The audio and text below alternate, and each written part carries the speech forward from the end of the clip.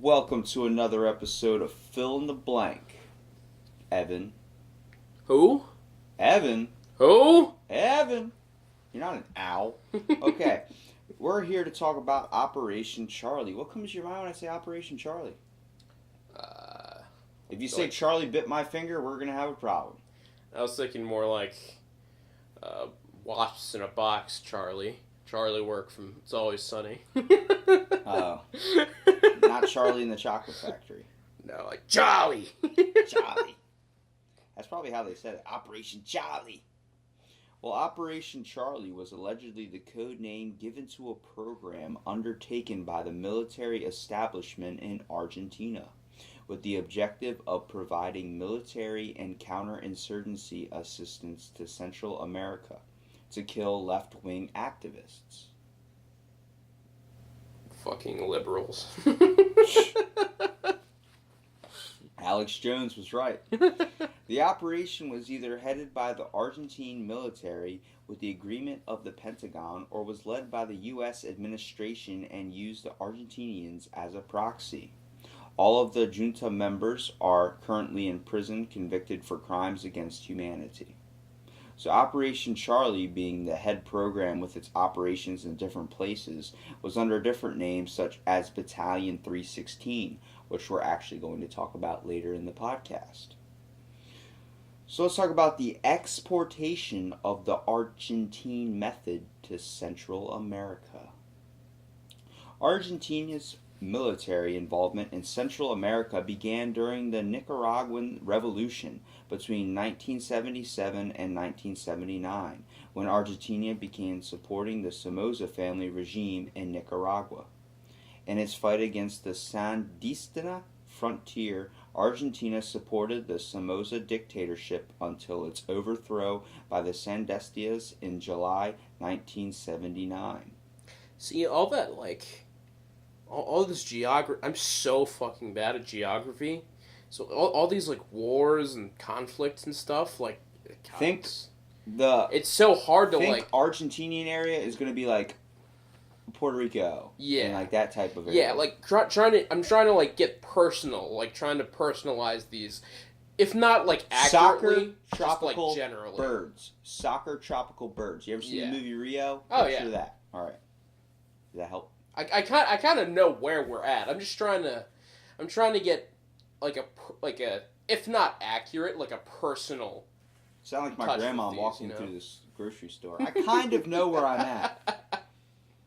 What aisle are you in? I don't know. There's numbers? Oh my God. Okay.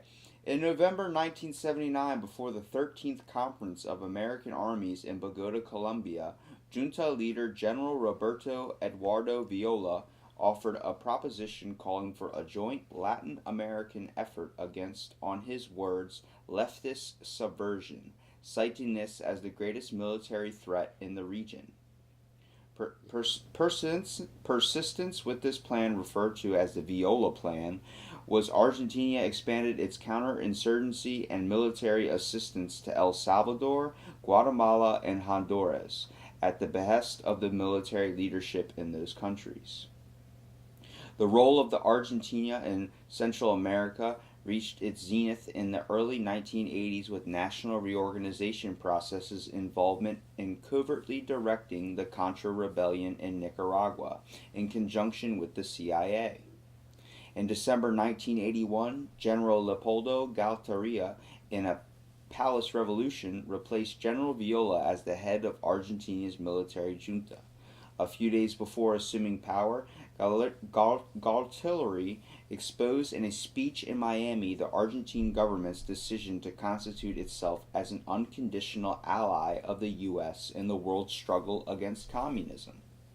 Argentina and the United States will march together in the ideological war which is starting in the New World.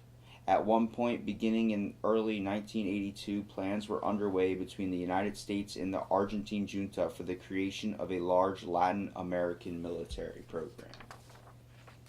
It's really difficult to pronounce a lot of this stuff because the names are of Puerto Rican, Latin type, so it's I don't speak this language.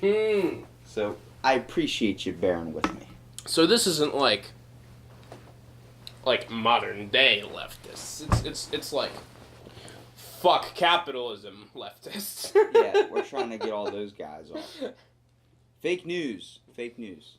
So with the initial aim of this program actually landing in El Salvador and pushing the revolutionaries to Honduras, their plan behind that was to exterminate them. So they're pushing them all into an area and then exterminating that area. Jesus.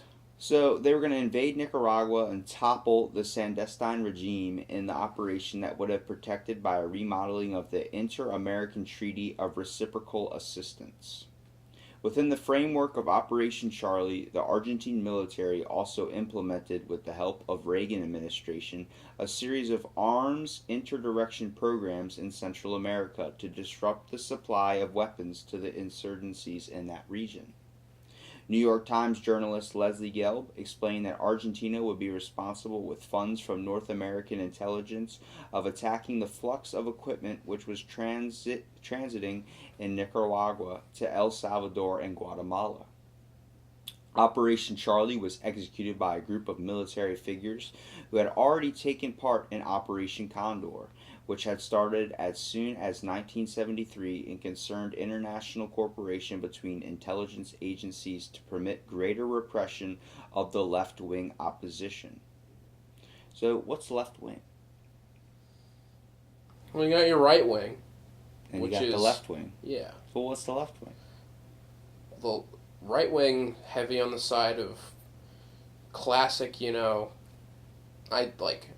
maintaining of ideals, like the higher society, order, capitalism, order.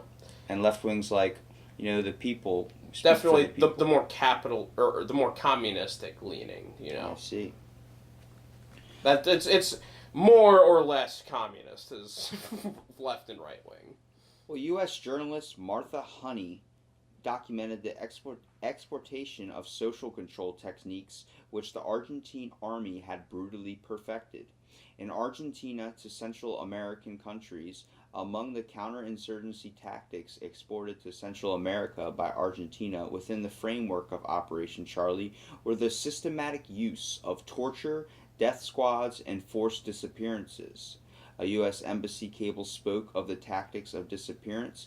According to the French journalist Marie-Monique Robin, these methods themselves had been taught to the Argentine military first by the French military, drawing on the experience of the 1957 Battle of Algiers, and then by their U.S. counterparts. So they were getting their torture techniques from French and U.S. influence. Shit. So imagine torturing someone that's not a soldier but an activist in a certain left-wing side. Definitely an American.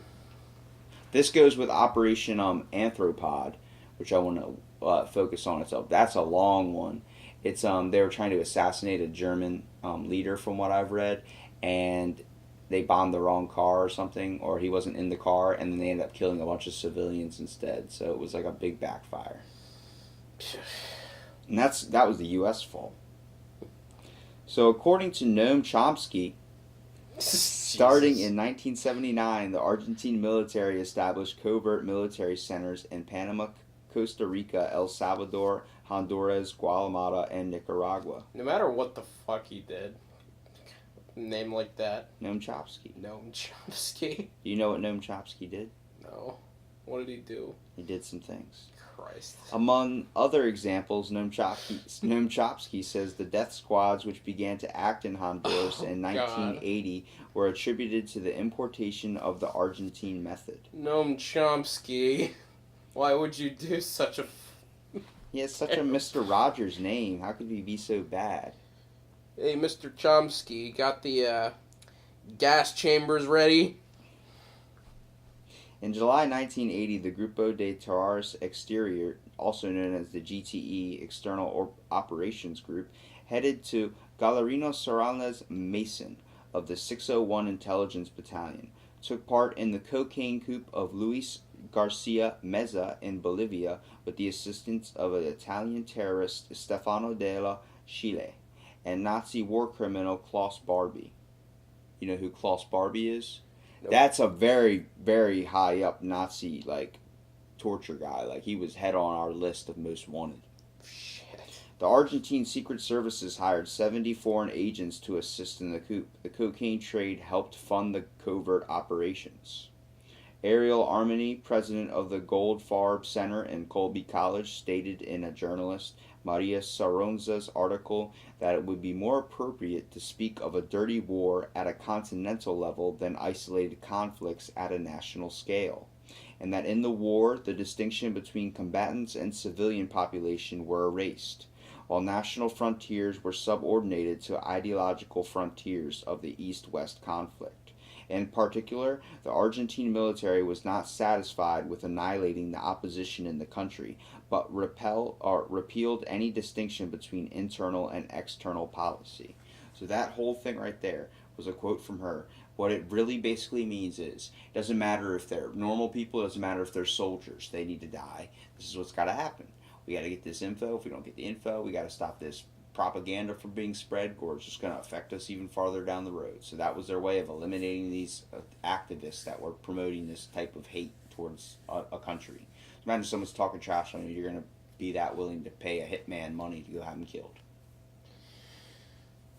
See, that's the whole issue, because you really have to worry about that kind of slippery slope bullshit, because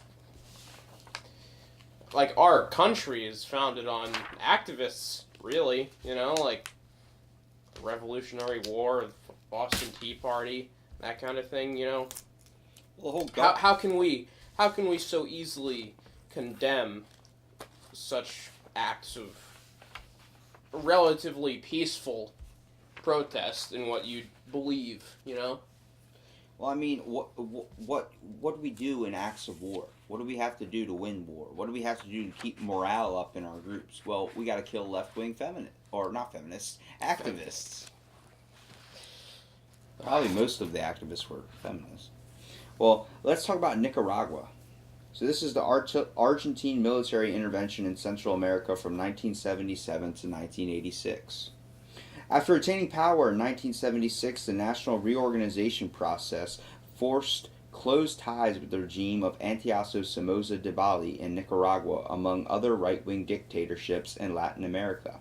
In 1977, at a meeting at the Conference of American Armies, CAAA, held in the Nicaraguan capital city of Managua, Junta members General Roberto Viola and Admiral Emilio Mazera secretly pledged unconditional support of the Somoza regime in its fight against left-wing subversion and agreed to send advisors and material support to Nicaragua to assist President Somoza's National Guard. So literally, Argentines, like, we're going to send you... They're going to these places and they're like, we're going to give you all these, trying to establish stuff, but they're trying to give them resources and give them weapons to take out this propaganda and eliminate this one common enemy that they're finding all over the place. It's like one person finds a tick, after you've been in the woods with like a group of people or something, you guys went camping. Everybody's got ticks on them. One person finds a tick, you're going to help that guy get his tick off, as long as it's in a spot that's, not easy for him to get. Like, he's got one on his back. It's going to be a little hard to get it by yourself. But then might not want to do it if it's on a lower region. Yeah. But like, you're also... You might need it though. You're also picking off, like, he does that for you, you do this for him. He does that for you, you do this for him. They're trying to establish stuff and get rid of the one common problem, which is the tick. And the tick in this situation is literally a left-wing activist. So, I mean, what's your idea on this already so far? Do you think killing innocent people like that don't have any military experience but just have a voice and are kind of outcrying in a way you don't believe? Do you think of that, like, that needs to be squashed out like a flame? Of course. Like, well, what? If I'm putting you in the head of a country and you have this corrupted power that might threaten your rule. Should you kill activists who believe differently than you just because of that and they pose a threat? Yeah. No, of course not. It's fucking ridiculous. You wouldn't worry about them. Well, a lot of dictators think that. A lot of dictators think they're going to lose their power because of a small voice turning into a large crowd, and next thing you know, you got half the country rising up against you. There's nothing that a dictator fears most than the people he oppresses. That is a good quote. I'm going to have to put that on my Xbox motto. I think I stole that from Harry Potter. Harry Potter said that? Yeah, I don't think Harry Potter said it. I think Professor Dumbledore said that about Dumbledore shooting out wisdom. About fucking, like, Voldemort. I don't know about that. Maybe not. I got it from somewhere. I didn't make that shit up. He's too smart for me. Very noble of you. In addition to providing arms and training in Somoza's National Guard, the Argentine Junta also executed a number of Condor operations on Nicaraguan soil during the late 1970s. Benefiting from close rapport between Argentine secret services and the Nicaragua regime, the military in Argentina sent agents of the Battalion de Inteligencia 601 and the SIDE to Nicaragua in 1978, with the aim of apprehending and eliminating Argentine guerrillas fighting with the ranks of the Sandistas, a special commando team from Argentina that worked in conjunction with Somoza's OSN and its Argentine adversaries, with the objective of capturing exiled squadrons from the ERP and the Monteros. So we have a little bit of conflict with these special teams that are actually assigned to kidnap these people and do these types of torture experiments on these activists. I'm trying to figure out what information they would be able to pull out of this. But a lot of this influence for Guatemala and everything is following the election of U.S. President Ronald Reagan. The Argentine government sought arrangements for the Argentine military to organize and train the Contras in Honduras in collaboration with the Honduran government and the U.S. Central Intelligence Agency. You know, the more you read about these secret operations and stuff, the CIA has a lot of influence in this. Yeah. I didn't think the CIA was this, like, expansive in their history. Well, that's... I picture the Central Intelligence Agency. They're the ones who keep all the secrets. Yeah, but I just picture, like, a couple guys in suits with black glasses, like Men in Black type stuff. But I don't expect them... That's the...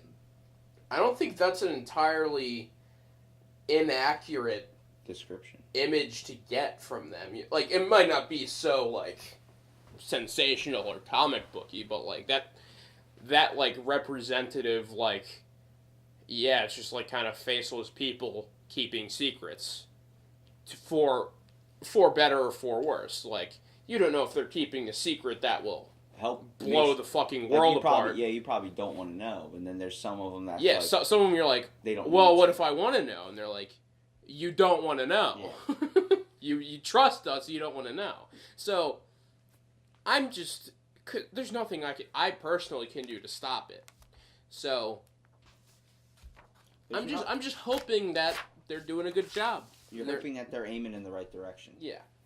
Well, in Honduras, in the immediate aftermath of the Nicaraguan Revolution in 1979, the national reorganization process dispatched a large Argentine military mission to Honduras at the time. General Gustavo Alvarez Martinez, a former student of Argentina's Carrera Madero Lachnian class of 1961 and graduate of the School of the Americans, was the commander of the branch of the Honduran security forces known as the Fuerza de Seguridad Público.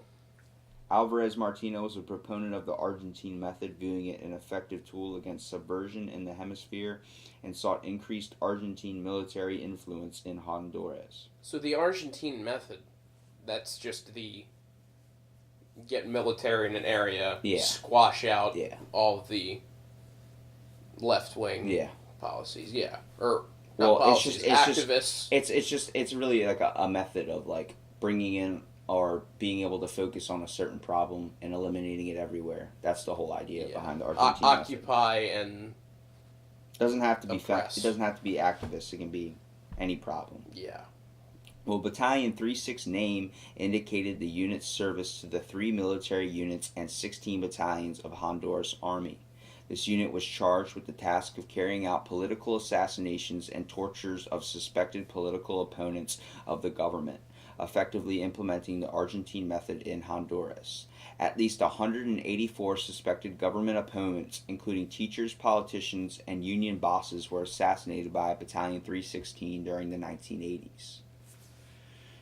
Can you believe they're killing teachers and politicians? You gave me an F on my math homework, I'll see you in the streets. See you in hell. Well, El Salvador. Argentina played a role in supporting the Salvadorian government during the El Salvador Civil War.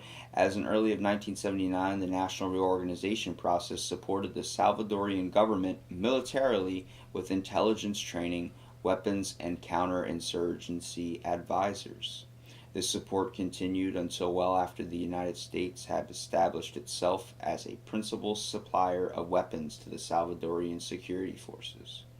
According to secret documents from the Argentine military, the purpose of this aid was to strengthen inter-military relations between Argentina and El Salvador and contribute to hardening El Salvador's position in the widening struggle against subversion alongside other countries in the region. So, like, you can think of the Argentine government, as like, hey, he's your local town drug dealer. And all these guys, or all these towns, or all these El Salvador, Honduras, Guatemala, all these countries are little people trying to get a little bit of drugs. So they're all living together, but they all trying to get pieces off the drugs. So he's selling weapons to everybody. It's like with Henry Ford was making cars for us and making cars for... We're the supplier, he's the dealer, and the rest are junkies. Yeah, well, they're all getting a piece, and it's like nobody knows about this. Like, El Salvador's like, wow, Argentina's really nice. They're helping us out, go against our enemies, Guatemala and everything. And then Guatemala's like, wow, they're doing that for us. And then next thing you know, they're all thinking that Argentina's on the good side. Argentina's like, you're all part of my plan right now. We're all playing chess, and I'm winning. Have you ever heard of the Argentine method? That is a really good... Look it up to make sure I'm correct on it. Because we're getting close to talking about Battalion 316, which is like a death squad, so... They were the ones that based in Honduras. Yeah, the Argentine method, that's... damn. It doesn't look like it is a, popularized phrase, but that method of outsourcing, or not outsourcing, sending out and supplying weapons to a specific government who will then occupy I certain think my areas. takeaway from it is it's exterminating a problem before it becomes one. Yeah, that's what it is. It's not just military options of bringing in all well, of troops. Yeah, because it can work for any situation. You send out weapons to a certain government that you're allied with. They use those weapons and deliver them to wherever they're needed to occupy and it's suppress. Not just a military tactic. Yeah. The Argentine method is like, if you have a leak in your house, you need to gather up all the resources to go after that leak and eliminate the leak before it spreads. Yeah. That's the whole thing. It would be the same thing if the bubonic plague broke out or something, or some type of plague broke out. Everyone's got to come together to kind of, join hands and take this out before it affects everyone. So, let's talk about Guatemala. The military junta in Argentina was a prominent source of both material aid and inspiration to the Guatemalan military. During the Guatemalan Civil War, especially during the final 2 years of the Lucas government, Argentina's involvement had initially began in 1980, when the Videla regime dispatched army and naval officers to Guatemala, under contract from President Fernando Romeo Lucas Garcia, to assist the security forces in counterinsurgency operations.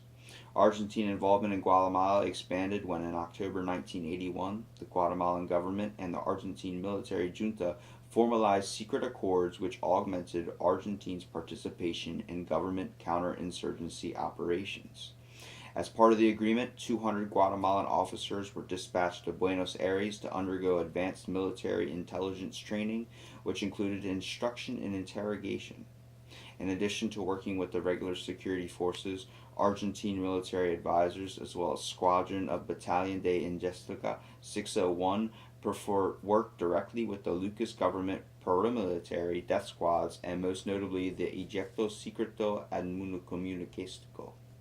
So technical support from Argentina played a crucial role in the success of the Army's urban counterinsurgency campaign carried out in Guatemala City in the year July 1981. By the way of the Guatemalan military's new computer services installed by the Tehran Electronics Industries, Argentine advisors introduced a data analysis system developed during the Dirty War in Argentina, which was supposed to monitor electrical and water usage to pinpoint the coordinates of guerrilla safe houses. Due in part to the support, a number of clandestine safe houses operated by the insurgents were subsequently infiltrated, and a clandestine network of Organización de Pueblo en Armas was destroyed in Guatemala City. This code name was called Operation Ash 81.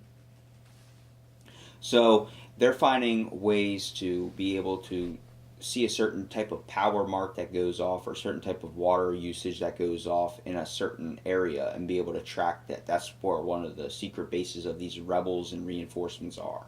So these activists are kind of becoming rebels now. They're not really, at least in Guatemala, they're becoming a back voice that's looking to overthrow the government that they have already intact. Yeah. It's crazy to think, man. It's nuts. So we're going to talk about one group in specific, Battalion 316, which is in combination with Operation Charly. This is specifically in Honduras. So this was the squad in Honduras that handled all the killing, all the left wing activists and stuff. So Intelligence Battalion 316 or Battalion 316 was a special investigators branch. Intelligence Battalion 316 was a counterinsurgency intelligence branch with a name of Honduran Army unit responsible for carrying out political assassinations and torture of suspected political opponents of the government during the 1980s. Battalion members received training and support from the United States Central Intelligence Agency, both in Honduras and at U.S. military bases. Battalion 601, including Siga Correa, who had collaborated with the Chilean DIA in assassinating General Carlos Prats and had trained along with Mohammed al-Sadin, the Argentine Anti-Communist Alliance. At least 19 Battalion 316 members were graduates of the School of the Americas. The Battalion 316 was also trained by Pinochet's Chile. The name indicated the unit's service to 3 military units and 16 battalions of the Honduran Army. The reorganization of the unit under the name Intelligence Battalion 316 is attributed to General Gustavo Alvarez Martinez. So, people that were prisoners of Battalion 316. So we think of Unit 731 with Japan, think of Battalion 316 with Honduras. So, not a human experimentation group, but like a death, like a super squad, basically. Yeah, like an idea suppression group. So prisoners that were at these camps that they got placed in recount being crammed into small rooms like sardines with upwards of 30 people in what can be described as a closet. Members of the battalion were making better money during driving better cars, and this led to some of the thoughts that led to the blind following of this, saying it was for their family or even their country. Because immediately, a quote from one Army Ranger said his paycheck went up, like, hey, you want to join this Battalion 316? Like, they would get recruits. So instead of making $500 a week, you're going to make $5,000 a week. Holy Who wouldn't shit. want that? You don't know anything about the program that much, so you'd be like, yeah, sign me up. Well, 1980s. According to the human rights NGO Codefa, Battalion 316 was created in 1979 with the name group of 14. In 1982, its name was changed to the Special Investigators Branch, commanded by Senor Diaz. In 1982, according to requests of U.S. declassified documents by the National Commissioner for Human Rights in Honduras, or in 1984, according to COFEDA, its name was changed to the Intelligence Battalion 316. The reorganization of the unit under the name Intelligence Battalion 316, like I said, was committed to General Gustavo Alvarez Martinez, who became the leader at the time.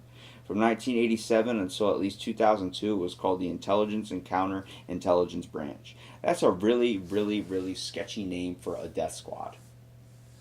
The intelligence and counterintelligence. That is like, hey, branch. you know, like when they did the body snatching and all this type of stuff, they called it the Biomedical Tissue Services. So it's like, we are really glamoring it up a little bit. Yeah. It's not, you know, you're not straight up letting people know you're taking bodies. Intelligence and counterintelligence. We kill you if we don't like your ideas. Well, so what's a hospital? We think of that as a place of healing. What happens if it's a place where they just take your organs? We're being hospitable to others with your organs. So let's talk about Alvarez Martinez. At the time, a colonel, studied at the Argentine Military College, graduating in 1961. By the end of 1981, during the Dirty War in Argentina, during which up to 30,000 people were disappeared by Argentine security forces and death squads. Disappeared. You know, you're working with John at the store, and next you know, John's not there anymore. Next day, John doesn't show up to work. Calls out sick. Next day, he calls out sick again. Next day, he just stops calling. Next day, he's not there. What do? You're missing family members. And you can't say anything because you're afraid, because you know what's going on. You can't go anywhere. They'll take you too. That's a little... John called out sick like 4 days in a row? Yeah, sure. John called out sick. Don't you mean Pete? Who's Pete? Are you sure it was John on the phone? Yeah. Sure. Sure. Yeah, he's gone. But at the same time, if you're a little kid, it's a good thing and a bad thing. You know, someone captures your mom, you can have pizza and candy every single night. But then after a week and a half, you're like, I miss my mom. And they're like, no, you don't. There's more candy. This is Deborah. She's your new mom. Deborah's a guy. What?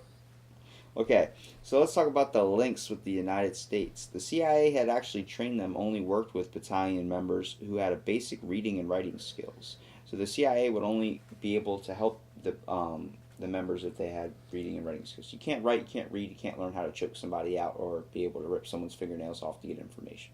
I just can't help you. So beginning in 1984, Battalion 316 agents working closely with CIA operatives detained hundreds of leftist activists, including students, teachers, unionists, and suspected guerrillas who had then disappeared.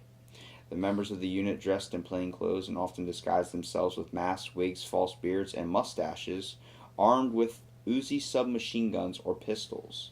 They surveilled their victims, abducted them, and then sped off in a double-cab Toyota pickup trucks with tinted windows and stolen license plates. Many of the abductions occurred during the daytime and in full view of witnesses. The captured suspects were taken to the battalion's secret prisons, where they were stripped naked, bound at the hands and feet, and blindfolded. Stop right there. They're not capturing people at night. You know where you think crimes happen at night? No, that shit happens in the day. These people are just roll up, you're sitting there talking to Jim, and next thing you know, they throw you in a car, put a bag on your head and everything, throw you in a car, and Jim's just sitting there drinking coffee by himself. Because they're not. You already forgot about the guy that called out. They're not trying to keep it a secret. They're trying to make a statement. You already forgot about the guy that called out at the store 4 times. You don't even know his name anymore. Now you're talking about Jim. That's how easily you forget. They could easily do this at night. You know, they could find where they live and just make it a secret. But you know? Is it the whole idea they don't care? They just want it done. They both want it done. They want people to be scared. It's like, don't say anything, and just, you know, it's like when the guy opens up the closet door, he goes shh, and then shuts it, and the little kid's like, oh my god, there's a creepy guy in there. Like, he just doesn't say anything, doesn't tell anybody. That's the same thing they're doing. They're striking you with fear, knowing that this could happen to you if you don't watch yourself. So we talked about them being taken and blindfolded and stripped down to their hands and feet, but although during training sessions the agency emphasized psychological torture, the CIA advisor referred to as Mr. Mike told 316 agent Florenzo Capelero the electric shocks were the most significant way to get someone to talk when they resisted. Moreover, the unit's commander, General Alvarez, told interrogators that psychological torture was not effective and ordered them to use physical torture instead. The CIA's Argentine surrogates provided such expertise. The torture Battalion 316 used included electric shocks, submerging in water, and suffocation.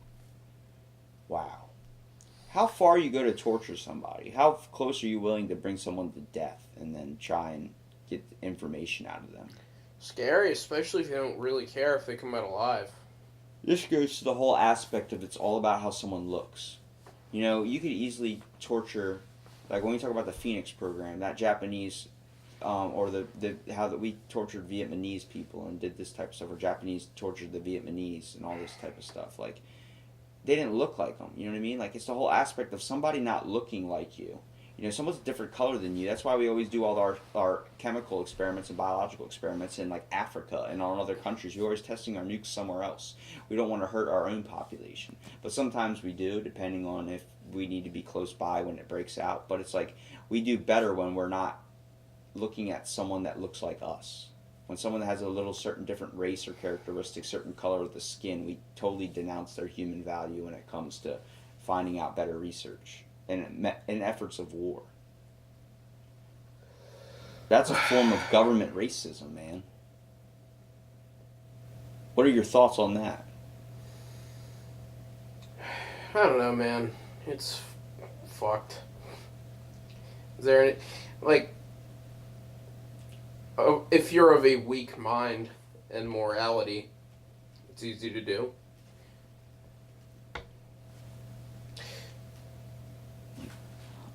So, you're slacking back on me. Looks like I'm passing you out with 316, bro. Nah, man. Would you join a death squad like 316? Yeah. Really? No. Fuck that. What's wrong with it? I mean, you're fighting for your country. Imagine if I told you were going to be a Navy SEAL. I guess I'm just not a patriot. You have to actually. I think you have to be of a certain type of citizen. You can't be extremely educated. You can't have too high of an opinion of your fellow human being. You gotta be able to read and write, but you have to also be able... That's a weird thing the CIA added in there, because that means a lot of the members that were in this team that were in Honduras were not able to read and write. So that just shows how uneducated they were and not knowing what they were actually doing. Like, you have to be of a certain intelligence to be able to blindly follow. I'm just not there anymore. Maybe I was at some point when I was very young, but... Well, a former prisoner of the 316, Inez Murillo, claimed that during her captivity she had often been tortured in the presence of the CIA advisor, Mr. Mike, and that he has a one-time submitted questions to ask her. In June 1988, the testimony read, Richard Stolz, then the CIA Deputy Director for Operations, confirmed that a CIA official had visited the prison where Murillo was being held. She also accused a prominent New York Times reporter of doing some dirty work of his own. In a letter to the Times, Inez Murillo's response to James Lemoyne's reporting of the interview with her, noting a series of dissertation and falsehoods, which have caused great damage to me and my family, and could be used to justify the kidnapping and falsehoods and disappearance and assassinations of hundreds of people. A whistleblower who deserted Battalion 316 asserted that Father James Carney, a libertarian theologian priest, was executed by order of General Alvarez, and that Alvarez Martinez gave the order for Carney's execution in the presence of a CIA officer known as Mr. Mike. 10 years later, one senior department official was willing to coincide in private the U.S. role in its disappearances. The green light was kill a commie, said the officials. Everybody was winking and nodding. America's gave us basically the training in surveillance and disguise and photography. Like, that's where we got all this evidence. Like, they got their torture methods from us. The CIA said physical torture was not as effective as psychological, stating, to watch and study the prisoners and to learn what they loved, you can learn to affect everything. So watching a certain person for super long, realizing what they like, take it away. Realizing what they don't like, do that. You know what I mean? The U.S. ambassador to Honduras at the time, John Negroponte, not frequently with General Gustavo Alvarez Martinez, in summarizing declassified U.S. documents showing telegram cables sent and received by Nepointe during his period at U.S. ambassador to Honduras. Basically, it's like they were capturing people through traffic cameras and cables. Like, that's how they were getting activists. He's on this street corner. Go get him. Like, you're going that far into it, dude. Like, you're willing to go capture somebody when they're just driving down the road. Imagine they pull What you was out the of your year car. of this? This was like 1980. Jesus. 1985, 1986. That's ridiculous. Well, let's talk about the 1990s. Not much to really talk about. There's nothing there. Talk about 2000. They were kind of doing the same thing the whole time in the 1990s. So 2000, 7 more members of the former Battalion 316 actually, occupied in important positions in the administration of President Manuel Zelaya as the mid-2006, according to human rights organization CODA. Following the 2009 coup d'etat in Zelaya, which was detained exiled by Honduran military units, Zelaya claimed that Battalion 316 was again operating with a different name and led by Joya, who became a direct advisor to the de facto president Roberto Micheletti. So now, the whole freedom of information requests, where we get all our information from for all these secret operations, all this stuff that comes out 20 years after the person dies, just so they're not afflicted by it, so they don't get in trouble for war crimes. Using freedom of information law, efforts were made by various people to obtain documentary records of the role of the United States that respect to Battalion 316.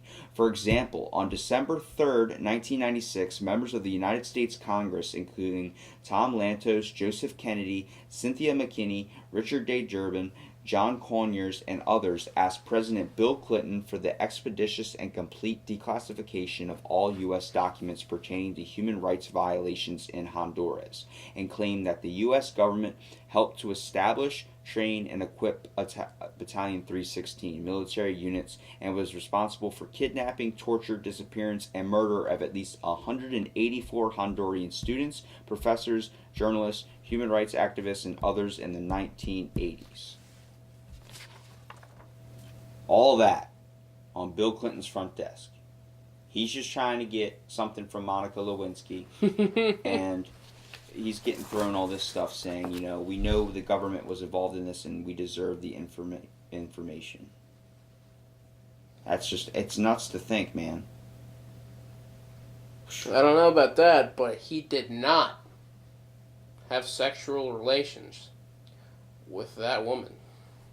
Recruits to this program started out with kidnapping and black mass, then eventually leading to promoted to torture. So you started off with capturing people and putting masks on them.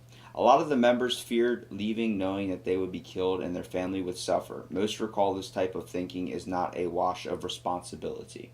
So a lot of them that were in the program understand what they did. And, they're willing to pay for their crimes. They know they're not free-handed, but they had to do what they had to do to keep their family alive and keep themselves alive.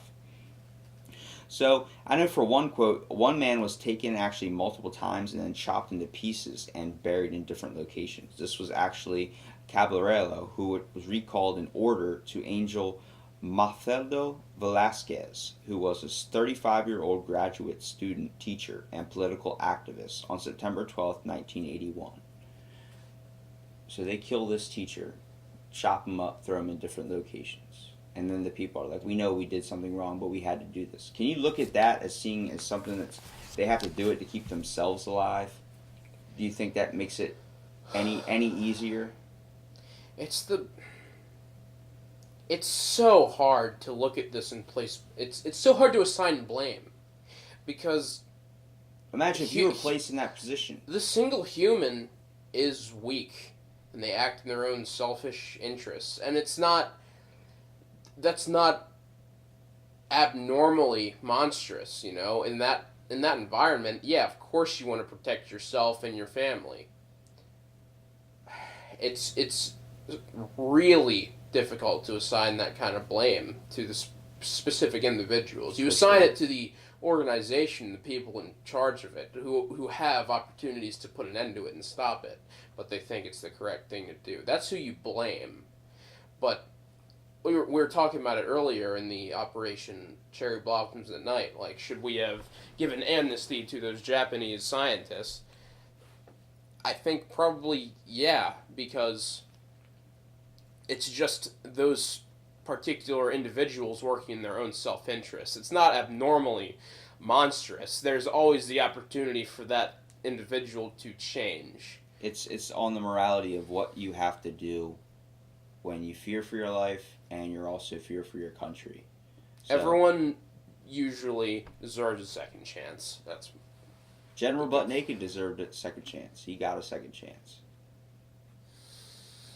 So anybody that wants to look up Battalion 316 or look up Operation Charly, definitely give it a look through. There's a lot of articles and information behind it, and good luck trying to translate half of those words that are in there because they're all in a foreign language. So it's best to be bilingual in that sense. It's a thicky boy. I was feeling a little. I was starting to tune out in some places, but it really has that kind of. It was definitely It a has lot that. of information. It has that roundabout kind of kick. That's what I tell you. You can get into the. You gotta find something you gotta get into and get onto it. But I appreciate you sitting through that with me and being able to. That was an interesting sit through. You know, it's definitely something I found out more about and was like, I need to. Can't believe a lot of this stuff was going on. I was just completely just worried about myself. Like, how am I gonna get this the next day? Like, I'm worried about like people in Honduras now. That's because people do work in their own self-interest, you know, and a lot of us are uneducated to these types of things. That's why I fill in the blank. If you want to find yourself a good topic to look up, even if you don't like me talking about it, look it up yourself and get the information yourself and educate yourself. You might find some more interests that you never knew you had. People work in their own self-interest. That doesn't mean you have to base how you live your life on other people. You turned Operation Charlie and Battalion 316 torture camps into a wonderful, wonderful wrap-up. Thanks for listening to this episode of Fill in the Blank, and stay tuned for the next episode.